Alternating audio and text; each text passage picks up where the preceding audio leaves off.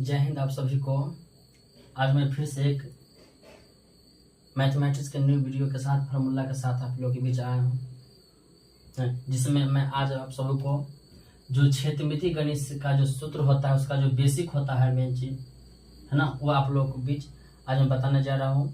इस वीडियो को लास्ट तक देखिएगा और फर्स्ट सब्सक्राइब जरूर कर दीजिएगा। ये जो है पहला जो क्षेत्रमिति गणित होते हैं, उसका जो पहले से जानकारी होना चाहिए वो क्षेत्रफल और परिमाप क्या होता है, जिसमें हम यहाँ पर लिख दिए हैं कि पहले स्टूडेंट को ये पता होना चाहिए कि जैसे हम क्षेत्रमिति के कोई भी सूत्र पढ़ते हैं ना, तो उसमें अब अधिकतर दो चीज का प्रयोग होता है, क्षेत्रफल और परिमाप का, है ना। ये एक बेसिक कंसेप्ट होता है विद्यार्थी को। अब जिसको अब क्षेत्रफल और परिमाप का जानकारी होता है तो बाकी उस सूत्र समझने में कोई दिक्कत नहीं होता। तो यहाँ हम जो लिख दिए हैं क्षेत्रफल एरिया क्या होता है, तो एरिया क्या होता है, किसी वस्तु के द्वारा घिरे गए स्थान ही उस वस्तु का क्या क्षेत्रफल कहलाता है। किसी वस्तु के द्वारा घिरे गए स्थान ही उस वस्तु का क्षेत्रफल कहलाता है। यानी कोई भी वस्तु हो चाहे आकृति हो, वो जितना स्थान छेकता है ना, वही उसका क्षेत्रफल कहलाता है, ठीक है। उसके बाद इसमें आता है दूसरा जो जिसको तो पेरीमीटर कहते हैं, है ना, जिसको हम परिमाप कहते हैं हिंदी में। तो किसी वस्तु या आकृति के चारों ओर के योग का माप ही परिमाप कहलाता है। यानी कोई भी आकृति हो या कोई वस्तु हो, उसके चारों ओर का जितने भी माप होगा, है ना, चारों भुजाओं को उसको हम जोड़ के, है ना, चारों साइड को जोड़ के उसके योग करके के जितना भी आंसर आता है ना, वही उसका परिमाप कहलाता है। क्यों अधिकतर क्षेत्र में गणित में हम क्षेत्रफल और परिमाप ही निकालते हैं, इसीलिए पहले क्षेत्रफल और परिमाप की जानकारी होना चाहिए, ठीक है। अब आगे हम जो पहला जो टॉपिक लिए हैं उसके वर्ग यानी स्क्वायर, वर्ग यानी जिसको स्क्वायर कहते हैं, है ना, उसके बारे में हम यहाँ पर वर्ग के एक फिगर बना दिए हैं। उसका जितने भी सूत्र होते हैं हम पूरा डिफाइन के साथ आपको लिख दिए हैं, जिसमें पहला जो है कि वर्ग होता क्या है। तो वर्ग जिसको हम स्क्वायर कहते हैं, इसका जो इसमें देखो ये फिगर है, ए बी सी डी एक वर्ग है, जिसका प्रत्येक एंगल कितना है, 90 डिग्री है। वर्ग है तो सब भुजा आपस में बराबर होते हैं। तो मान लिया हम भुजा ए बी सी सब ए बी ए सब है, क्योंकि अब जब ए है ए भी ए होगा, ए बी ए सब भुजा बराबर होता है। तो यहाँ पर हम इसका जो शर्त भी लिख दिए हैं कि वर्ग का प्रत्येक कोण होता है 90 डिग्री का। कोण ए, कोण बी, कोण सी, कोण डी बराबर क्या, सब प्रत्येक कोण 90 डिग्री का होता है, 90 डिग्री हो गया।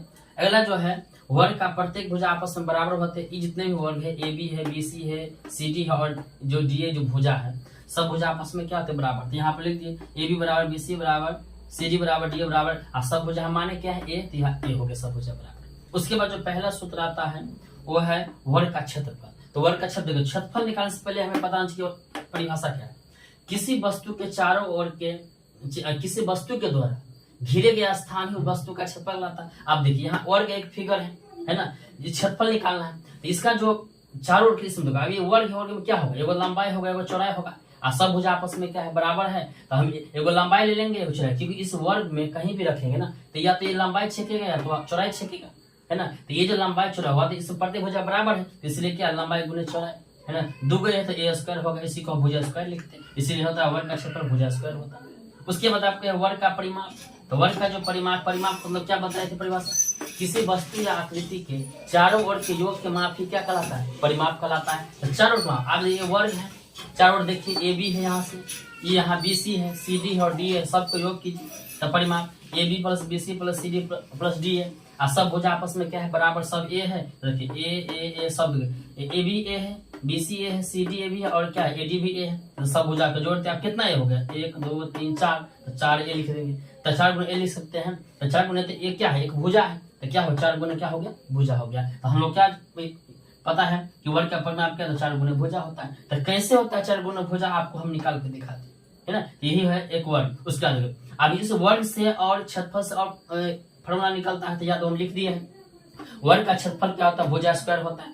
तो जब वर्ग का क्षेत्रफल है, मान लिया अगर आपको भुजा नहीं पता हो, क्षेत्रफल है पता, तो कैसे आप निकालिएगा उसका इसका वैल्यू। तो वर्ग की जब वर्ग का क्षेत्रफल भुजा स्क्वायर होता है, तो यहाँ क्षेत्रफल से मुझे भुजा निकालना है ना, तो वर्ग की जो भुजा रूट अंडर क्या हो जाएगा, क्षेत्रफल हो जाएगा। जो क्षेत्रफल है उसका रूट कर दीजिएगा और हल कर दीजिएगा, निकल जाएगा, वो भुजा निकल जाएगा। अब मान लीजिए क्षेत्रफल से भुजा निकालने का सूत्र हो गया।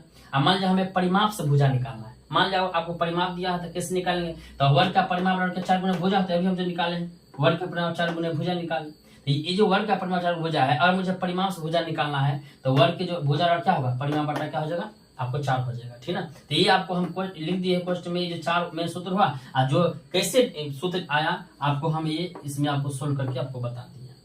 ओके, तो ये हमारा वर्क की जानकारी हो गया, ठीक ना। फिर आप जो नेक्स्ट वीडियो है उसमें आपको परिमाप पूरा जानकारी देंगे, है ना। तो इसमें अगर आपको अच्छा लगा है तो शेयर कर दीजिए, और हमारे चैनल को जीएस क्लासेस को सब्सक्राइब कर दीजिए, जिससे हम कोई वीडियो बनाएंगे तो आपके पास चला जाएगा। ओके।